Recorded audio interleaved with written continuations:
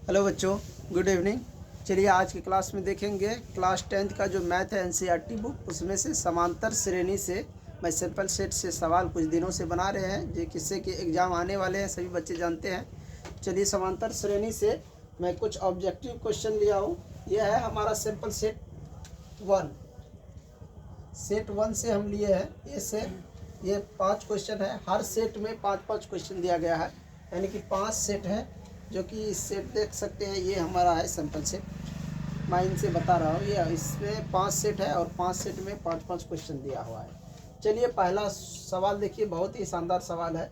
लिखा है AP 4, 10, 16, 22, 28 dash dash का सारवंतर होगा। यानी पूछ रहा है इसका डी क्या होगा, सारवंतर। तो हम यहाँ पे देख रहे हैं 4 में 6 जोड़ते हैं से 10, और 10 में 6 जोड़ते हैं तो 6 प्लस 6 प्लस 6, हर जगह 6 आ रहा है। इसका मतलब है इसका सारवंतर यानी डी जो है ये कितना हो जाएगा, 6 हो जाएगा। ये एक और तरीका है निकालने का, इसको A1 A2 A3, तो A3 में से A2 घटा दो, A2 में से A1 को घटाओ, D निकल जाए। D बराबर फार्मूला होता है A2 माइनस A1। तो यहाँ पे A2, तो 10 में से 4 घटाएंगे 6 आ जाएगा। इससे भी ये आंसर आ जाएगा। ठीक है, चलिए इस क्वेश्चन नंबर 2 देखिए। लिखा है निम्न में कौन एपी में है, कौन एपी में है जिसका सारवंतर, जैसे ये आए सारवंतर समान होगा सब में, यानी कि 2 जोड़ा है तो सब में 2 जोड़ा होगा, 3 जोड़ा होगा तो सब में 3 जोड़ा होगा, या फिर घटा होगा तो सब में बराबर घटा होगा, तो वही जो है हमारा एपी में होगा। देखो यहाँ पे माइनस यानी 10 में से या -6 में अगर 4 जोड़ते हैं तो 10 होता है। -4 जोड़ देंगे 10 हो जाएगा, लेकिन इसमें -4 जोड़ेंगे तो 6 होगा। इसमें फिर 2 में से -4 करेंगे तो -2 आ जाएगा। ठीक है, तो पहला नंबर ही हमारा एपी में है। ठीक है, दूसरे की बात क्या करें, 4 में अगर 3 जोड़े थे, 7 में 3 जोड़े थे 10, और 10 में 3 जोड़े थे 13 होना चाहिए, लेकिन 14 है, इसलिए ये नहीं है। इसमें 5, 5, 10, 5, 15 होना चाहिए, लेकिन 16 है, इसलिए ये भी नहीं है। इसमें 3, 5, 3, 3, 2, 5, 2 जोड़ेंगे तो 7 होना चाहिए, 8 है, 8 में 2 जोड़े 10, 13 है, ये भी नहीं है। तो ये इसमें पहला नंबर ही आंसर है, क्योंकि इसका अंतर जो है ना -4 है। इसका अंतर -4 है, इसलिए ये एपी में है, सारवंतर 4 है। अब 3 नंबर क्वेश्चन करा, एपी 54, 51, 48, 45 डैश डैश का 10वां पद क्या होगा। ये दिया हुआ है एक एपी, इसका 10वां पद पूछ रहा है। तो 10वां पद के लिए क्या हम निकालेंगे, हम जानते हैं A10 पूछ रहा है, यानी कि AN वाला हम फार्मूला लगाएंगे और 10वां पद कितना होगा ये हम निकाल लेंगे। तो सबसे पहले हमें क्या क्या चाहिए इसमें निकालने के लिए AN, तो A plus N minus 1 into D ये चाहिए। अब हम AN निकाल लेंगे, Nवां पद निकालने के लिए फार्मूला हमें चाहिए। अगर 10वां पद कितना होगा, ठीक है, N यानी N यहाँ पे हो गया 10, N कितना हो गया 10। उसके बाद जो है A की बात करें तो A 54 है, A कितना है, A हो गया 54। D की बात करें तो 54 में से यहाँ पे देखें घटते क्रम में जा रहा है, 45 के 48 के 51 54। ठीक है, तो यानी कि 10वां पद पूछ रहा है, तो इधर ये घटते हुए जा रहा है, इधर से देखें तो इधर घट रहा है। तो 54 में अगर हम 3 घटाए तो 51, 51, 3, 48, यानी सारवंतर डी कितना है, डी बराबर 3। फार्मूला पर हम बैठा देंगे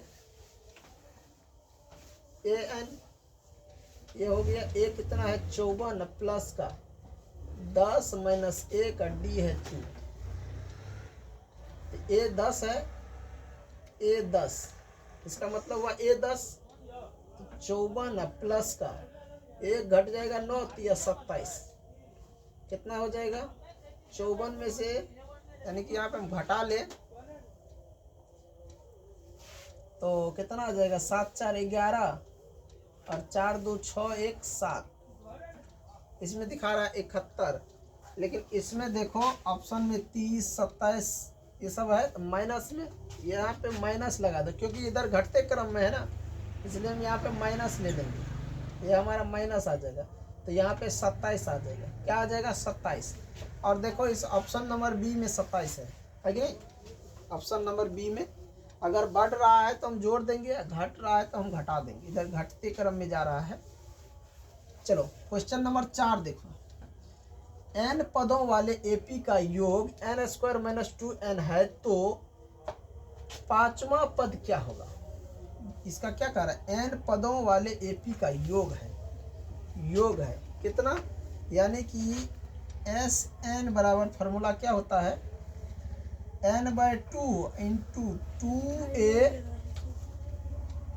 प्लस का होता है n-1 इंटू का d।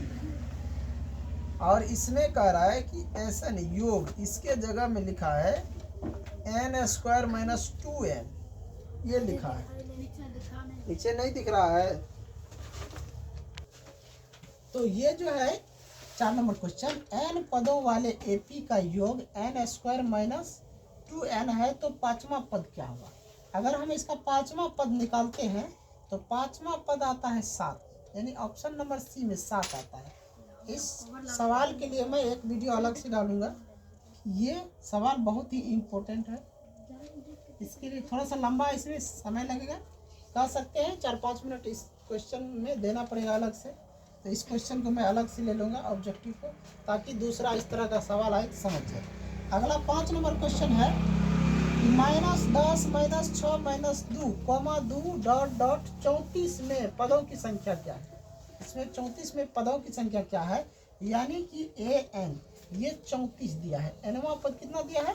34 दिया। हमें पद निकालना है, संख्या निकालना है, यानी n निकालना है। पद कौन सा पद 34 है? कौन सा पद 34 है ये पूछ रहा है कि 34 में पदों की संख्या, तो कौन सा पद 34 है? यहाँ हम बात करें तो a की, तो a1 ये है, तो ये हो गया -10। ठीक है। d की बात करूं तो d में देखते हैं, इसमें से इसको घटाएंगे, यानी कि -6 में से -10 को घटाना है। तो कैसे घटाएंगे? यहाँ पे देखो, d बराबर फॉर्मूला होता है a1 a2 - a1। इसको हम अगर a1 मान ले, इसको a2, इसमें से ये घटेगा, यहाँ हो जाएगा -6, अब फिर माइनस का चिन्ह है, अब फिर माइनस यहाँ पे लिखेंगे 10। अब हम घटाएंगे तो क्या हो जाएगा? तो -6 है, ये माइनस माइनस प्लस हो जाएगा 10, यानी इसमें से ये घट गया तो माइनस प्लस में आ गया कितना? 4। तो d का मान आ जाएगा 4। और हमें an मालूम है कितना है? 34।